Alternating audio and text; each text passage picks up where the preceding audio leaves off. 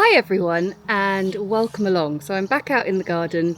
I'm making the most of this fairly decent weather. We had a lovely weekend having a barbecue, having some friends over and really enjoying the garden, and it also brought to our attention the fact that our strawberries are starting to show, and that means it's another timely project from A Year of Watercolour, because in there is strawberries, and most importantly strawberry thieves, because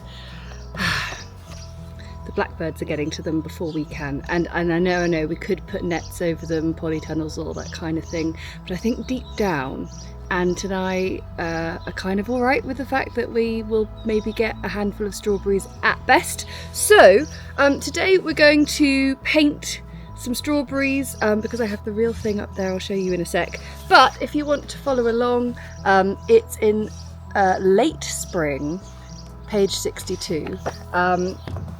We're actually in summer now, like officially, but only just, oh, Crumble's just under the table.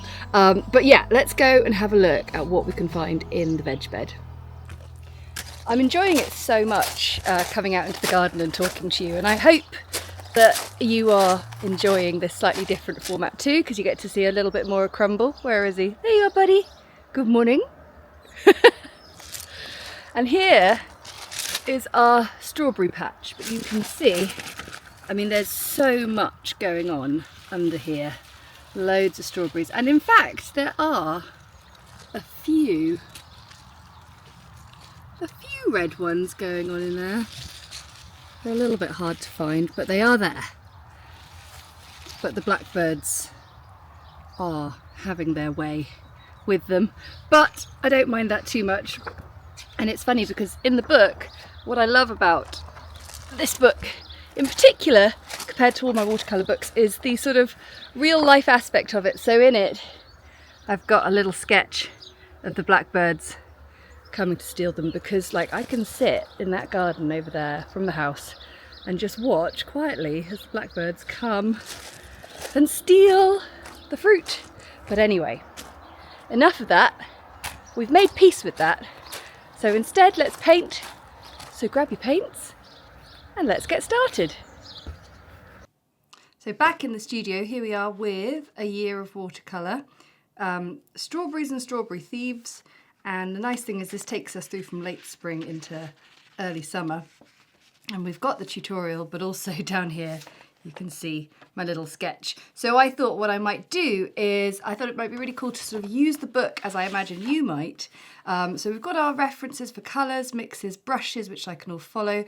But I have gone out into the garden, found my own sort of visual reference of my strawberries, and I'm going to paint one of my bunches of strawberries. So we can pop this to one side because I've mixed up my colours, but don't forget, if you fancy tracking the seasons through watercolours, and we have a number of projects that are universal really, in terms of things that grow all around the world, or plants, birds, animals, all that kind of thing. So you will get tons out of this wherever you are in the world.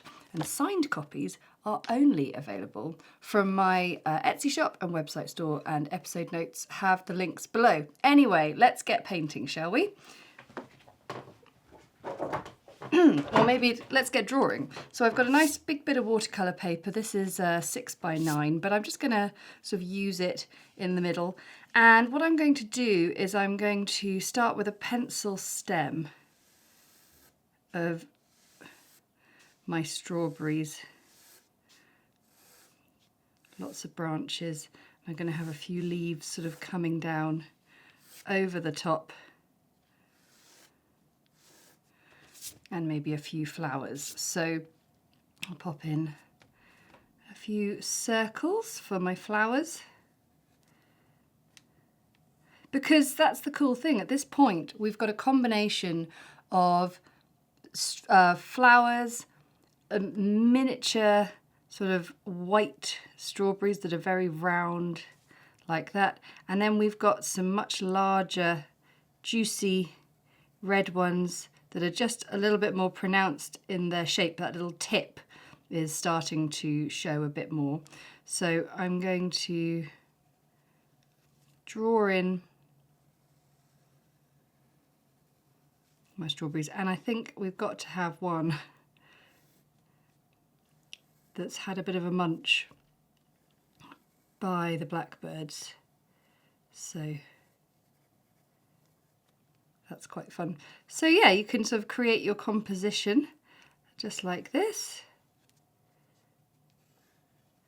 I'm getting so carried away. Ant's like, you don't need to draw that many strawberries, but I'm like, I do, I love it. That's the thing, I enjoy painting so much that sometimes I've just sort of created a lovely session of painting for myself, whilst the fact that I'm also actually teaching you. And then just leaving a few lines for the leaves, and that will do us right. So we'll begin painting in a second, but I also want to share with you a bit of a revelation. I've been using my kneadable eraser wrong all these times, all these years. So I'm rolling it into a bit of a sausage, and that I saw recently. I saw people using it, just rolling it on their piece, because you've always seen me rub like that, but actually if you just simply roll it, you get rid of pencil in just the same way without any scuff marks. So there's a little tip that you probably all knew already, and I'm the last one to find out about it, but hey ho, we're all on the same page now. So let's get started. What I really like about revisiting my books is seeing how I've sort of taught things over time and how I've changed or developed as a tutor, and also how like timeless a lot of the projects are and how much I love that. So for the leaves, we're going to begin with leaves, which is a bit different. We don't normally start with leaves, but I've got Sap Green and I'm adding in Cadmium Yellow. That's quite a lot of Cadmium Yellow. I don't think we need to go that far. And this was a time when I was still sort of not quite into using green gold just yet. I was using it a bit. It definitely pops up in the book, but what's nice is looking at these mixes and going, yeah, like Sap Green and Cadmium Yellow is lovely. It's really fresh and really nice, and is still a really sort of important and valued set of colours in my palette, even though I do have green gold these days. And then I'll just get a bit of Sap Green on its own as well.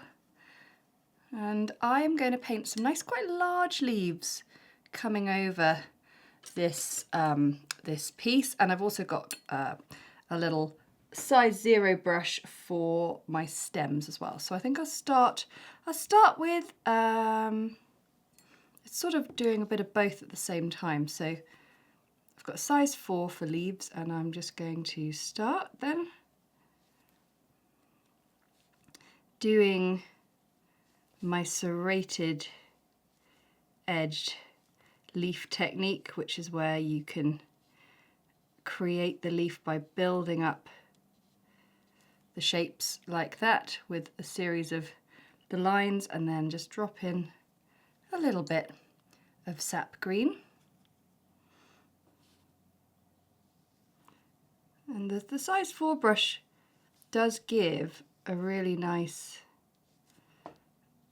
potential large leaf shape, but it can also be quite dinky and small as well. So I'm going to begin by sort of placing in some leaves and then we will get some stems on the go as well, and this will help us see, because you saw in the video just how the leaves protect and hide a lot of the berries, and that's why we've actually got some left, because the blackbirds and all the other birds, to be honest, haven't quite discovered the ones lurking beneath. But you see, I'm always coming back to that central point.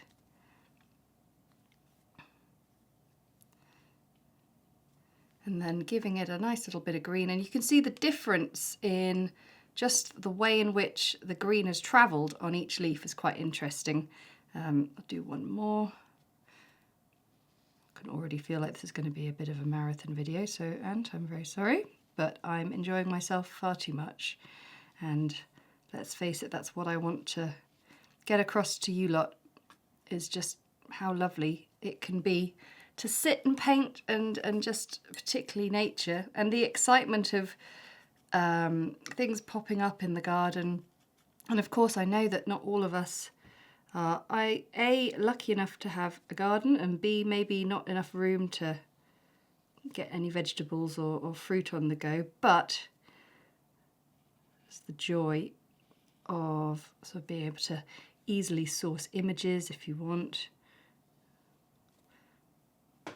online, or pop down to a garden centre and have a little look at the plants.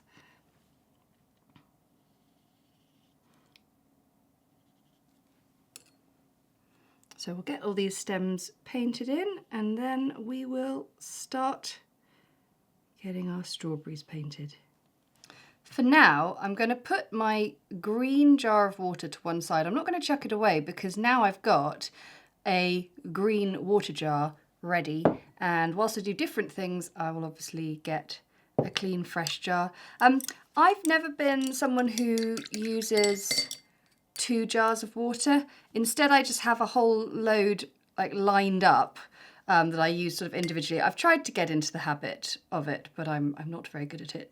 Anyway, so now we're going to mix our blossom mix, which is going to be both the petals as well as the paler strawberries. So we've got Paynes Grey, some burnt sienna. So we're making a very dilute shadow mix basically. But then we're going to add a bit of yellow ochre. There we go. And a bit of cadmium yellow as well. And well, that's probably quite a lot. I'm gonna, yeah, that's loads, isn't it? It's really dominated things. Okay, so again, I feel like I'm very much using this book like a sort of student. I'm working things out as I go. So at the moment, there's way too much colour in the palette there. We don't need that much. So I'm getting a little bit of kitchen roll and maybe just soaking up a bit of it. Get some more water in there. Aha, there we are. And getting as little colour. This is a bit like painting, well, I guess we are doing some white flowers with it. I was going to say it's a bit like painting daisies. So I'm going to do both the blossoms. So I've got my size 0 brush here.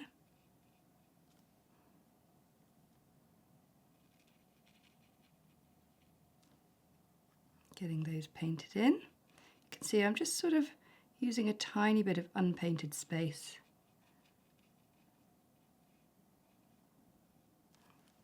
And there are also going to be 1 or 2 strawberries that are really pale still, so I'm going to begin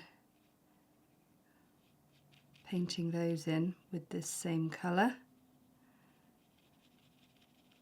And I could see for some of them I want to just add in the tiniest bit of the yellowy green stem mix. Got a little one here as well.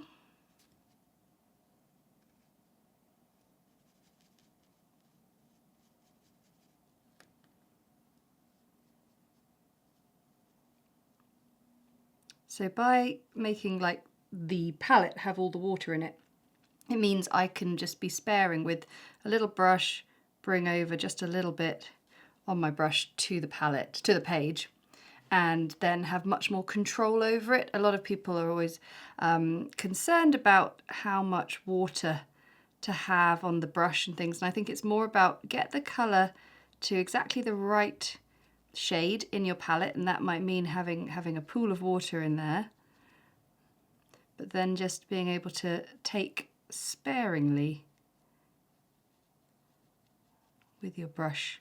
So you could always sort of, if you got too much, got a blob, you could just wipe it off on the edge of the palette and then proceed to your page without too much jeopardy.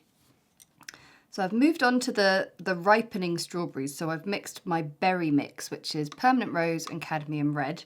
And with the ripening strawberries, we still need some of our blossom mix, and I'm painting in sort of maybe half to 2/3. I mean, it depends really. You could do strawberries in different stages of ripening.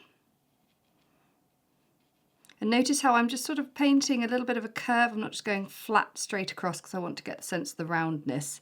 And now with my berry mix, I'm going to just carefully bring it down.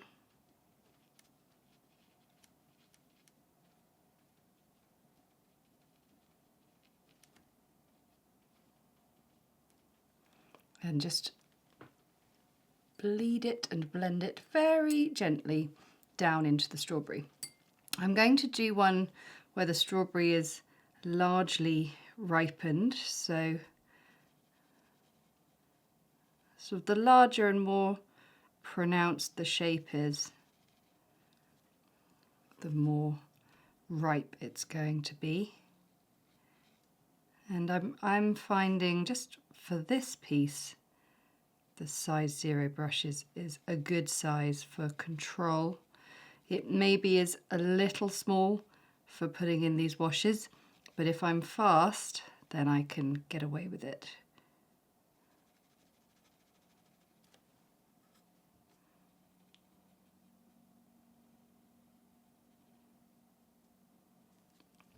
Lovely. And then for our ripe strawberries, well, I've only got one because the blackbirds come and stolen the other one. I'm going to begin by using quite a diluted berry mix, and I've got my size 2 brush here, and I'm actually going to leave a little bit of it unpainted entirely because we want to get that lovely sense of the shine on the strawberry. And so I would recommend using a slightly larger brush than what you used previously. I am just going to wet the edges of that just a little bit to soften it. And now with a slightly smaller brush and a bit more of red and permanent rose mixed together, I'm going to come in around the sides of this probably sort of damp but not sopping wet shape, because we've only been using the colour very sparingly. But you can see it's definitely got soft edges where it's meeting the previous shade. What I'm going to do is clean my brush off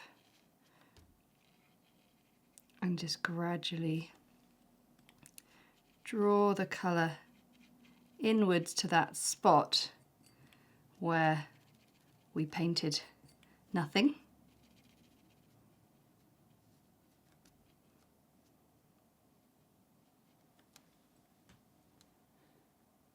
And then I can just introduce some more intense colour. You might just want to go straight for some cadmium red.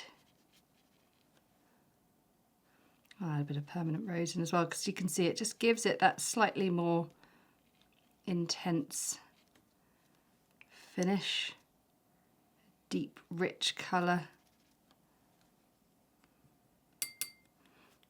And remember, we're going to put strawberry seeds on, so I think that looks really nice. Now, here's something a bit different and a bit new. We haven't done an eaten strawberry before, a munched one. So I'm going to sort of do a similar thing, but I'm going to, tell you what, I'll just get my pencil back in. So we'll have a little bit of the inside of the strawberry as well. So inside a strawberry, it's got a very pale core.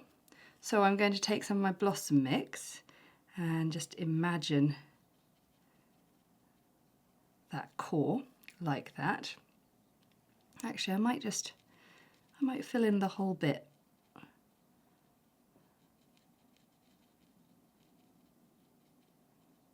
So it's not sopping wet, but it's just very dilute. So there's not a huge amount of liquid there, because what I want to do is to paint in a few sort of faint streaks of the red pink colour, because you do see that inside the strawberry. So if I take just a dilute amount,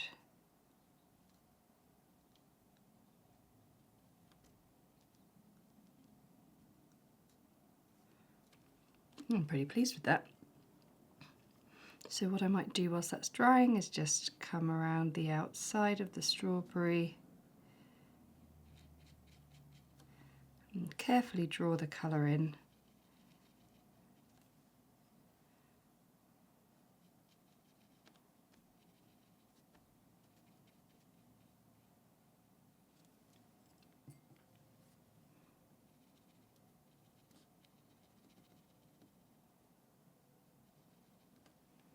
And then just start adding more intense colour just around the outside, and then I will just give it a bit of time to dry, and we can add a little bit of detail to that. Right, let's let everything dry and go on to the next stage. So on this side, I've just done the beginnings of the next stage, so you can see, and then we can put them in on this side. So with my size 0 brush, I'm going to put a little stem mix, little sort of sepals just showing through on the blossom. And then with Sap Green, just starting to add just some little extra low lights onto the stems. You could use a smaller brush for this if you wanted. I'm quite happy with this. And also, whilst we're there, adding the all-important sepals onto the strawberries. Now in the book, I've suggested drawing these in, but I've just sort of gone for it. So done that with the stem mix first, and I'm just adding a little bit of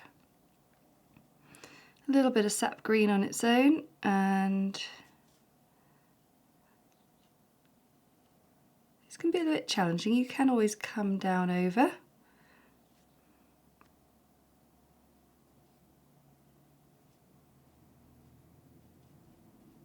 Because the red is still quite dainty there, and then we can always add a bit extra.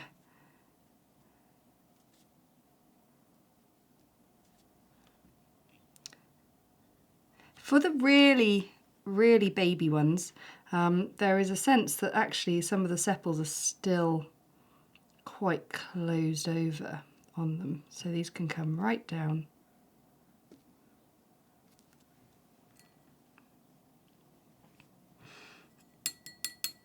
And then for our fully fledged strawberries, they can twist and curl any which way you like.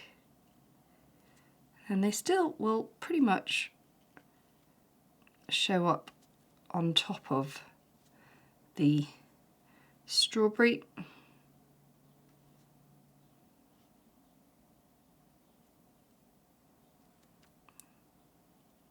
But just make sure you're keeping one eye on sort of which strawberry is overlapping which other one. So it's always nice to be able to use Sap Green as a bit of a shadowy colour, really. Just giving a little extra low light. And then with my rigger brush, taking some Sap Green and just adding in some leaf lines.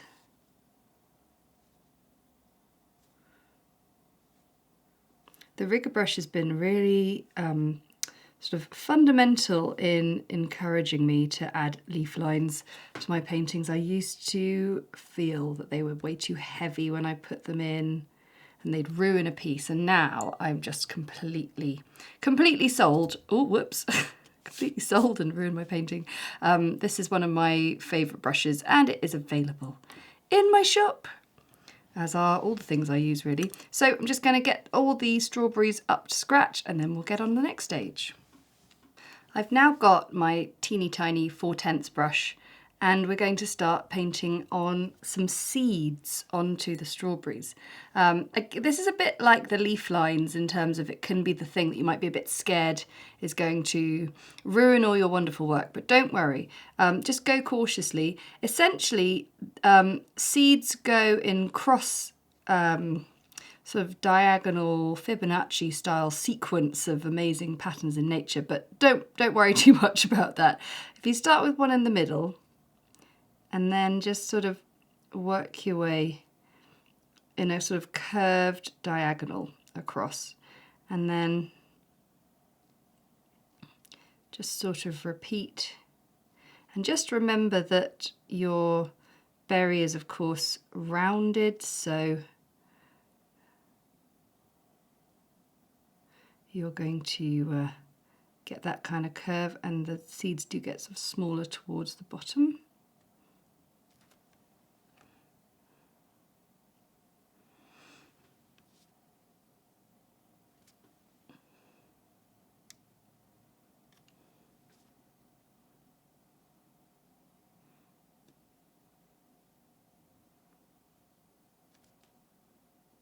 Sometimes it might feel almost too small to even put in 2 little dashes to make a seed, so you could just do little marks like that.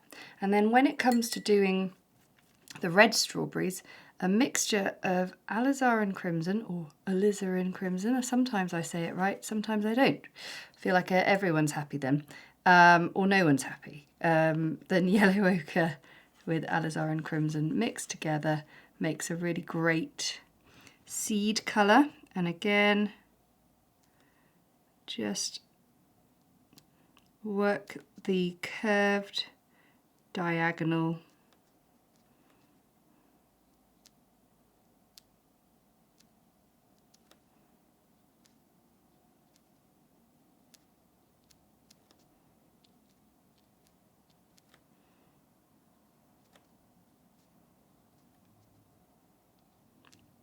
and just enjoy this bit, because there's no point rushing, just to enjoy the process. I'm now doing finishing touches, so I've got cadmium yellow and I'm just filling in the centre of the blossoms with a dab or 2 of that. Then I'm going to, oh, I haven't woken up cadmium orange. We need a little bit of that to finish off the piece. And then we'll be doing a bit of shadow and rubbing out the pencil.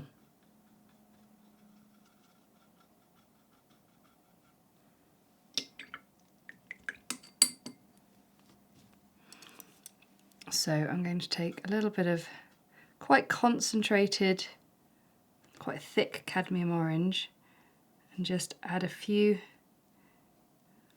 dabs around the edge.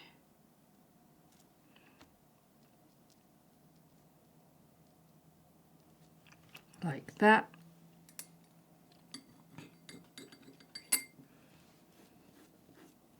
And whilst I just wait for that to dry a little, I'm going to mix up some shadow. So I'll just clear a space in my palette.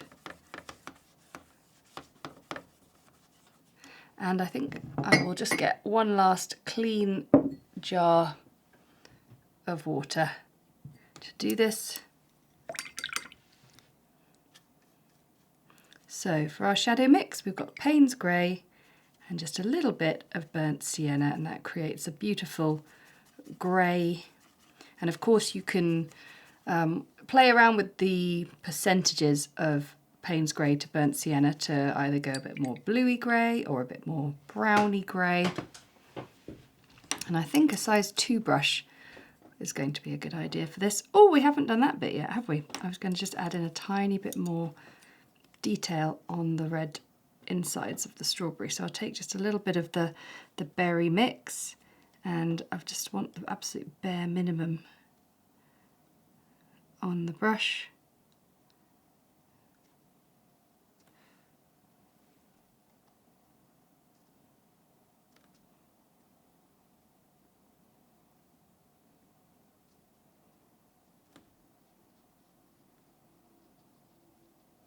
I don't know if anyone was shouting at the screen there, but thank you, I heard you.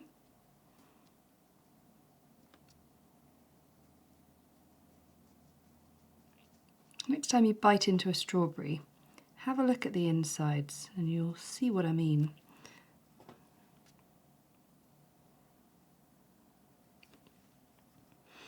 And then maybe just give it a little bit of a stronger edge.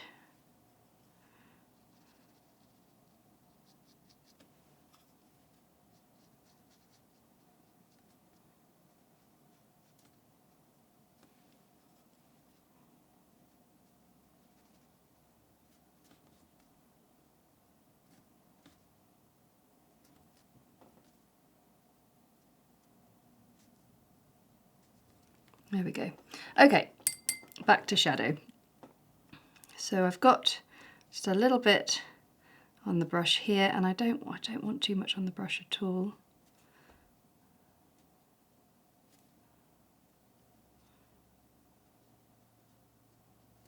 But we can use it to create a little bit of interest on the blossom petals. We can also just sort of dab it around the bottom edge of the flower blossom, just to accentuate the texture there.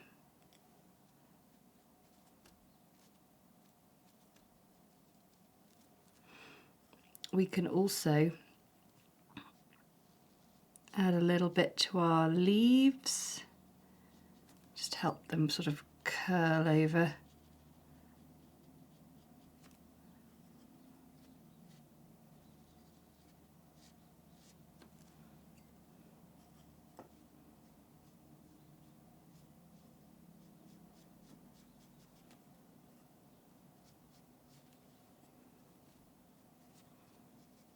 And just sort of blend that in so the shadow is very dilute. That's the whole point. And then for our berries, if I take just a little sweep around the base, that looks rather nice, and maybe just a quick blend. So just be sparing with the amount of shadow, and then you can always add more.